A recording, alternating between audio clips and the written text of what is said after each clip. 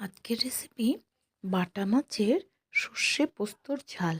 তার জন্য প্রথমে মাছগুলিকে ধুয়ে কুটে তার মধ্যে হলুদ নুন মাখিয়ে তেলে ভালো করে ভেজে নিতে হবে।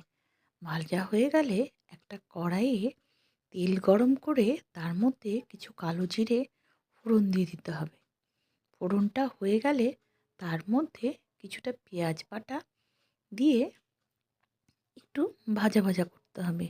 যখন হালকা ভাজা হয়ে আসবে তার মধ্যে ওই বেটে রাখা পোস্ত আর সর্ষে দুটোকে একসঙ্গে দিয়ে দিতে হবে। তারপর তার মধ্যে একটু হলুদ, একটু নুন দিয়ে বেশ মশলাটাকে খুব সুন্দর করে কষাতে হবে। যখন কষানোটা ভালো মতো হয়ে যাবে তারপর তার মধ্যে কিছুটা কাঁচা লঙ্কাও দিতে পারেন আপনারা এক্সট্রা ঝালের জন্য। তারপর জল দিয়ে কিছুক্ষণ ফুটতে দিতে হবে।